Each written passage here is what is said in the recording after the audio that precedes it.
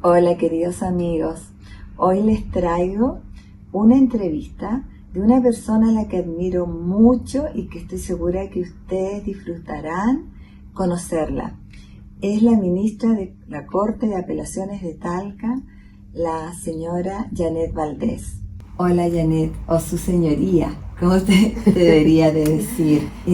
Primero que todo quiero agradecerte el que nos hayas recibido, el que hayas abierto la puerta de tu oficina para esta audiencia, que sé que va a ser enriquecedor poder conversar contigo en este estrecho lapso que tenemos de tiempo. Pero antes de entrar en eso, me encantaría que nos contaras a la audiencia por qué elegiste esta carrera de ser abogado primero, por qué te fuiste por el lado de la justicia.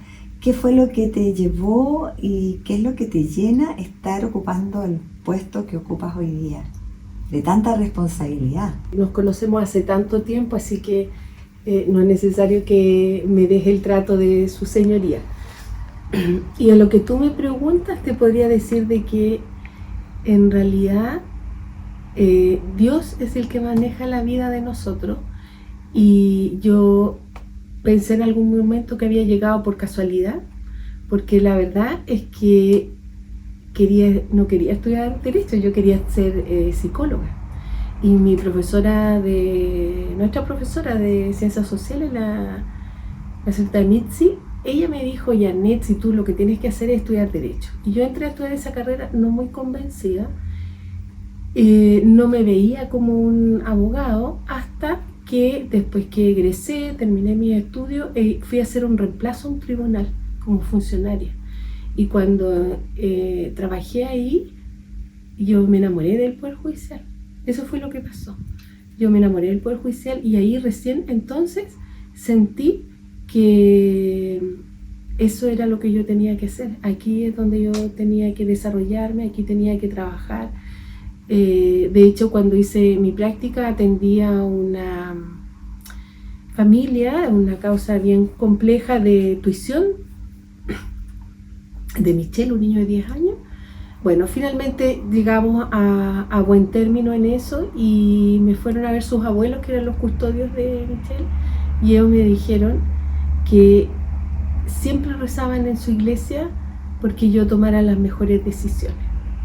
Entonces, por eso te digo, uno cree que toma las decisiones o los caminos de su vida, pero el que está detrás de eso es Dios. Y eso es lo que yo he sentido, y a Él me he encomendado en lo que hago. Entonces, como te digo, primero, no estudié tan convencida como otros la carrera de Derecho, pero cuando empecé a trabajar en el Poder Judicial como funcionaria, yo me enamoré del Poder Judicial. Y ahí me he desarrollado, estoy muy agradecida de las oportunidades que se me han dado y de donde he logrado llegar con harto estudio, dedicación, porque esto es trabajo, que uno trata de hacer siempre las cosas de la mejor manera. Yo estoy segura que tú aplicas aquí mucho en la psicología y que eres como una psicóloga innata. O sea, hay cosas que de los años que te conozco de la adolescencia, y tenías pero una particularidad tú de ser muy empática con los demás, y yo creo que la parte de psicología la tienes intrínseca en ti. Y qué maravilla que sientas que Dios te trajo a esta posición que estás ocupando, y un orgullo para nosotros las que te conocemos desde muchos años, que tú hayas llegado a donde has llegado siendo una mujer, porque tengo entendido que eres la segunda ministra, la tercera ministra, un tremendo orgullo. Pero ahora entremos en el tema que me trae hasta donde ti, porque desde que he estado varios meses ahora aquí en Chile y he visto un crecimiento de la delincuencia juvenil, y realmente como mamá es preocupante. Gracias a Dios que nosotros ya tenemos a nuestros hijos ya encausados y todo, pero me imagino cuántas mamás se preguntarán cómo puedo evitar. Es cierto que de la parte de justicia tú no puedes darnos una pauta clara, o sea, cómo podemos evitar, pero también cómo podemos comprender cómo opera la justicia, o sea, cómo está operando la la ley de penalidad adolescente, o sea, los adolescentes cómo es tratado, y que nos hable un poquito de esta tan criticada puerta giratoria. Bueno, tienes razón, Anita, en lo que señalas, en el aumento de la actividad delictiva, donde hay muchos jóvenes, incluso menores de 14 años, que son irresponsables penalmente. Es una situación compleja, difícil y difícil de abordar. Nosotros desde la justicia solamente vemos si procede o no dejarlos privados de libertad, atendiendo su edad, la complejidad del delito, pero el cómo nosotros podemos prevenir, eso es parte de las políticas públicas que debe abordar el Estado, ya sea con mejor educación, en los lugares donde viven los jóvenes, de que no sean, que tengan oportunidades, digamos, de poder desempeñar algún o realizar algún deporte, etcétera. Pero eso es muy difícil si nosotros no erradicamos el problema de la droga. Ese es el gran problema, porque piensa que los grandes traficantes, ¿cómo lo hacen? O los traficantes empiezan a trabajar con jóvenes, les regalan la droga en un principio, después son sus soldados los que los protegen, y después hay muchos que empiezan este camino delictual por conseguir más droga, y además porque existe un culto a la droga, porque el traficante gana mucha plata, tiene autos de lujo. Entonces, en la medida que los jóvenes empiezan a conocer ese camino fácil, o esto mismo de los portonazos, los robos de vehículos, que ellos les permite ganar en un día lo que un trabajador común y corriente en nuestro país, que gana el mínimo, está horas, ¿no es cierto?, en el mes cumpliendo un horario. Para ellos esos son los Perkin, como que gente tonta, porque cómo trabaja tanto para obtener tan poco. Pero ellos de alguna manera también son conscientes de que su vida va a ser corta. Ellos no tienen proyección de llegar a viejos. Ellos se ven solo jóvenes, saben que pueden morir porque como están en un mundo delictual donde hay bandas, donde hay pandillas que ellos ven que se matan unos a otros, su vida no la sienten como larga, la ven a corto plazo, y dentro de ese corto plazo lo único que quieren es obtener lo más posible, pasarlo lo mejor posible. Esa es su visión. Ahora, como te digo, ese es un trabajo que es de políticas públicas del Estado. Nosotros meramente revisamos la situación, aplicamos la norma y son sancionados criminalmente. La gente entiende o existe esa denominación de la puerta giratoria, en el sentido de que quedan libres fácilmente después de un trabajo policial, que se captura a los hechores, especialmente a los jóvenes, pero la gente desconoce de que conforme a la ley de responsabilidad penal adolescente, los jóvenes tienen penas inferiores que los de los adultos, que se debe siempre privilegiar la libertad, que la reclusión se dice la última ratio, es la última medida que se puede adoptar. Entonces, por eso que muchos adultos utilizan a jóvenes en los delitos. Los adultos se escapan, o si lo encuentran con droga, la droga la tienen los jóvenes. Ese es un problema gigante que hay que abordarlo de distintos ámbitos.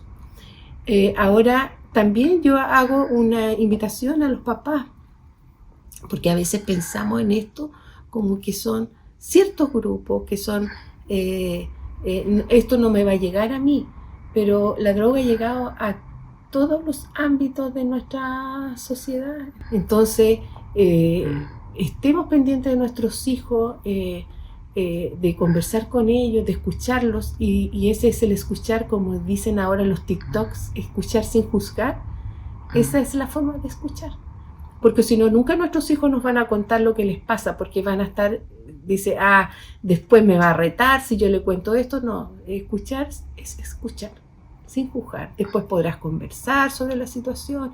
Entonces, en lo que cada cual puede hacer dentro de su familia es estar alerta con lo que pasa con tus hijos. Hay tantas cosas, no solamente la droga, el maltrato. Hace un tiempo fui a una conferencia sobre la ley de protección integral a la mujer de no violencia. Y yo decía, me parece increíble, porque todos decían que estaban felices por eso. Y yo decía, a mí me da pena que tengamos que dictar una ley que nos proteja. Entonces, dentro de esa misma ley está la protección del pololeo, porque hay mucha violencia en el pololeo. Los papás a veces no nos damos cuenta, pero que se haya tenido que dictar una ley que proteja las relaciones o las situaciones durante el pololeo significa de que ahí hay maltrato verbal, psicológico, de sometimiento o qué sé yo, si tú no vas a esta fiesta. Y lo que pasa es que en la adolescencia, en la juventud, es la etapa en que nosotros los seres humanos nos estamos probando, donde nosotros queremos tener amigos, donde queremos ser aceptados, y ese querer ser aceptado a veces nos puede llevar a hacer cosas que son incorrectas. Janet, veo que eres fans de Ruth Bader Ginsburg. Cuéntanos un poquito. Sí, lo que pasa es que yo admiro mucho a Ruth Bader Ginsburg, quien fuera ministra de la Corte Suprema de Estados Unidos, porque ella fue una defensora de los derechos civiles y siempre abogó, digamos, por el respeto a los seres humanos, de su dignidad, por la no discriminación, porque pudieran llegar más mujeres a la Corte Suprema y acortar esa brecha. Y en el caso nuestro ha sido difícil también acceder a cargos de alta connotación pública o a cargos superiores dentro del Poder Judicial.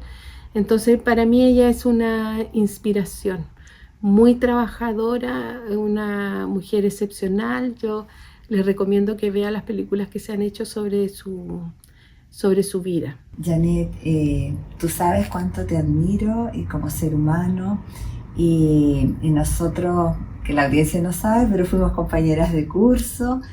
Con los años cada una tomó sus respectivos caminos, la vida nos hizo encontrarnos de nuevo, y realmente más nos encontramos cuando tú leíste un libro mío y una novela, y estabas pasando un proceso muy fuerte, y me encantaría que nos compartieras un poquito de esa experiencia que muchos no quisiéramos pasar, y tú la pasaste heroicamente con la ayuda de tu fe, y para mí ese es un testimonio vivo de cómo Dios opera en los seres humanos, y feliz de verte como te veo hoy en día. Bueno, Anita, tú me llevas a recordar una etapa muy importante en mi vida y bonita, yo la veo así. Y esto pasó hace exactamente 10 años, en que a mí se me diagnosticó de cáncer de mama.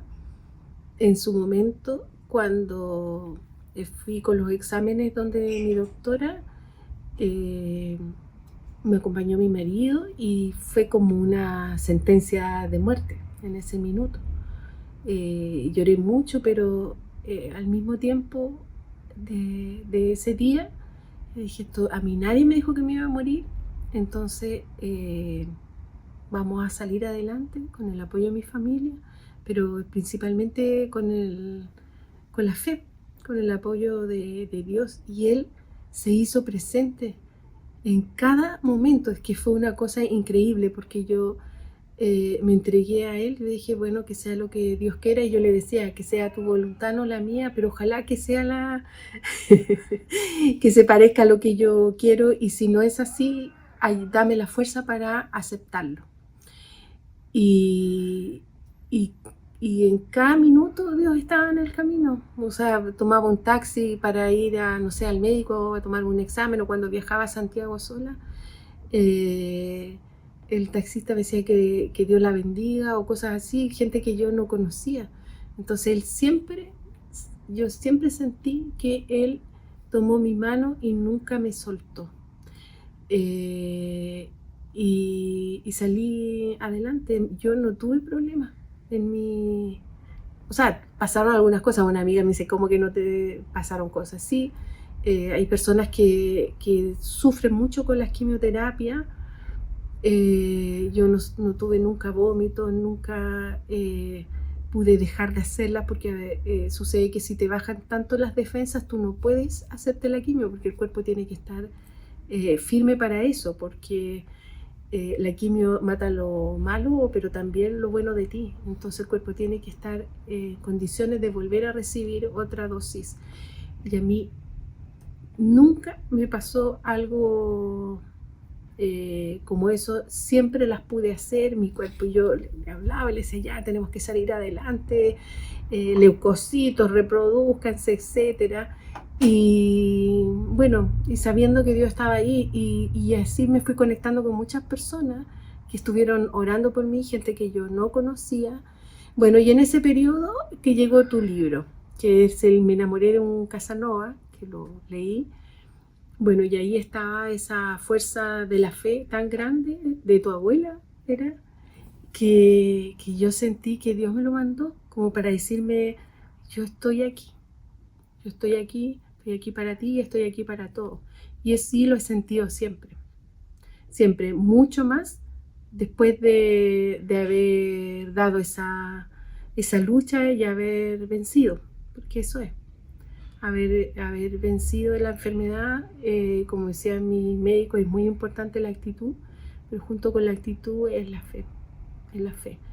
Y yo valoro tu libro, y te lo he dicho siempre, Anita, porque en estos tiempos no es popular hablar de Dios, porque en estos tiempos la gente cada vez, yo creo que por ahí puede haber también los problemas que tenemos como sociedad, a la gente le molesta escuchar hablar de Dios, como que uno fuera una persona irracional, que no, como si la mente o la ciencia está tan avanzada que tú te refugias en eso.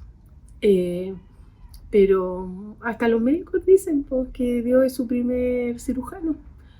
Entonces, yo creo que es importante que nosotros hablemos de Dios, de la fe, y de cómo Él obra en nuestras vidas, y cómo nosotros además somos su instrumento para ayudar a otros, porque si te ayudó, si te salvó, es porque yo siento eso, que Él espera algo más de mí, y aquí siempre estoy dispuesta y abierta, y con los ojos bien abiertos para ver a dónde tengo que estar y qué decir.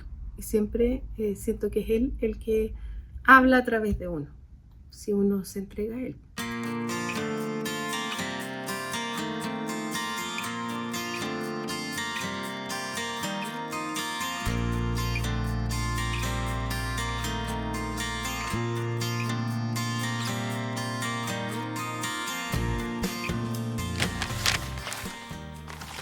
Queridas amigas, no puedo creer que ya llegamos al capítulo 4 en el programa de Mujer a Mujer.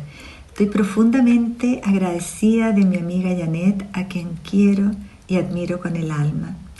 Y partamos esta reflexión desde una gran verdad y profunda. Ningún ser humano nace delincuente, ni criminal. Tampoco hay padre o madre que desee ver a su hijo caer en la delincuencia. Entonces, ¿qué ocurre? ¿Qué caminos los llevan hasta allí? El tema es muy amplio y serio, pero hoy quiero centrarme en ese grupo que más nos duele, especialmente los adolescentes. Y nadie está libre que su hijo caiga en la delincuencia. Esto es a todo nivel. Cuando vivimos hoy en una sociedad tan exigente, donde muchas veces ambos padres deben trabajar, y aunque una madre se quede todo el día en casa, no puede estar presente las 24 horas en la vida de su niño. Entonces la gran pregunta es, ¿cómo prevenimos? No soy psicóloga, ustedes saben que soy escritora, pero hablo como madre que fue viuda y que crió a 2 hijos que hoy son adultos, maravillosos, nobles, íntegros, decentes. Y con humildad quiero compartir lo que he aprendido en este caminar, y también junto a experiencias cercanas de otras amigas. Primero necesitamos estar cerca de nuestros hijos, no solo físicamente, sino emocional y espiritualmente. Amarles también implica ir un paso adelante. La Biblia nos dice en Proverbios 22:6: instruye al niño en su camino, y cuando sea viejo no se apartará de él. Educar desde pequeños hace la diferencia. Un árbol torcido, mientras más crece, más difícil es enderezarlo. Es necesario poner límites, y cuando se rompen debe haber consecuencias claras. Si un niño hace algo incorrecto y no hay corrección, crecerá creyendo que hacer lo malo no trae consecuencias. Si tomó algo que no es suyo, debe devolverlo. Él mismo, no tú por él. He visto a tantas amigas devolviendo cosas de sus hijos. Aunque sea incómodo, una experiencia le enseñará una gran lección. No estamos para evitarles toda vergüenza, sino para formarlos con amor y firmeza. Nuestros padres quizás imponían reglas sin explicaciones. Hoy sabemos que el diálogo es clave. Explicarles por qué no deben hacer ciertas cosas. Escucharlos, conectar con ellos. Junto a la ministra Valdés, mi amiga, hablamos de cómo la justicia debe cumplirse. Las leyes están para protegernos, no para hacernos la vida más difícil. Los límites no son castigos, son cuidados, son amor. Janet mencionó el tema de las drogas. Muchos jóvenes empiezan a delinquir buscando una gratificación inmediata. Y sí es bueno enseñarles a tener sueño, pero también es necesario mostrarles que deben esforzarse para alcanzarlo, porque cuando algo se consigue sin esfuerzo, la recompensación es inmediata, pero es mejor conseguirlo con esfuerzo porque esa es más profunda y más duradera. A veces, por nuestras propias carencias, caemos en el error de darle todo lo que nosotros no tuvimos, pero eso puede ser más dañino que beneficioso. Hoy se vive un exceso de permisividad. Se evita que los niños se frustren, pero eso los debilita. Vemos jóvenes que se frustran con facilidad, que reaccionan con agresividad cuando algo no les resulta. Y no es casualidad. La televisión, los videojuegos, las redes sociales, muchas veces glorifican la violencia y la sexualidad sin límites. Tenemos que cuidar lo que nuestros hijos consumen. Como vimos en el capítulo anterior, la pornografía es una epidemia silenciosa que daña profundamente. Enseñemos que no todo se puede tener y que eso está bien. No los hace mediocres, los hace fuertes. Enseñémosle también el coraje de reconocer un error y pedir perdón. Eso es valentía. Y por favor, llamemos las cosas por su nombre. Si tu hijo tomó tu dinero sin permiso, no es un abuso de confianza, es robo. ¿Podemos perdonarlo? Sí, pero debe entender la gravedad del acto. La permisividad excesiva y el relativismo nos hacen estar en esta sociedad tan confundida. Estemos atentos a los amigos que los rodean.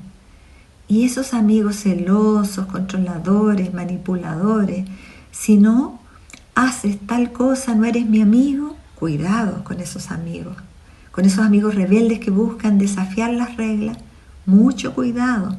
Hace poco vi la miniserie llamada Adolescencia, que se las recomiendo. Un joven de solo 13 años comete un crimen atroz y toda la historia gira en torno a entender cómo llegó hasta ahí, qué pasó en su entorno, qué tanto lo conocían sus padres, qué señales ignoraron. Ahí se ve que fue un amigo el que le pasó el cuchillo para cometer el horrible homicidio. Les recomiendo verla. Los llevará a reflexionar de este tema. Preguntémonos con honestidad, ¿realmente conocemos a nuestros hijos? Enseñémosles el valor de decir no. Dios siempre nos da una salida y esa salida se llama prevención.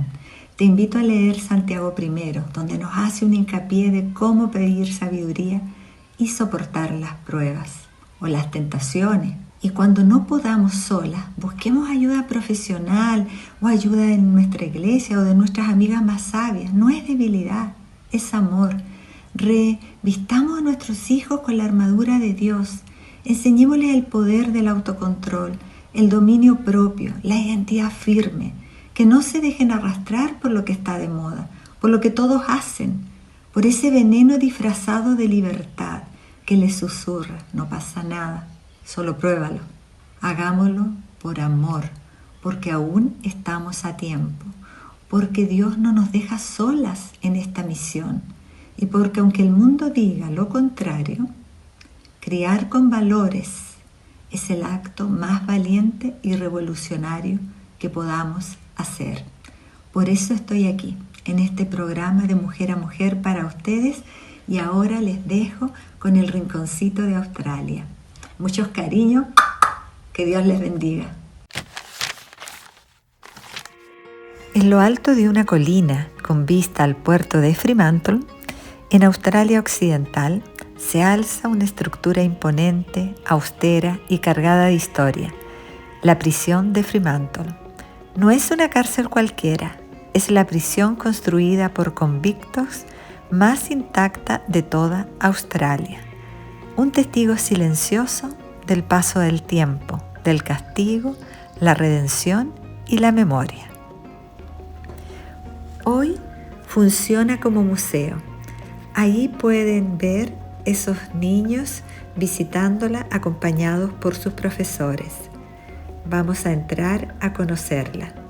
Hay diferentes tours que comienzan desde el precio de $23 australianos.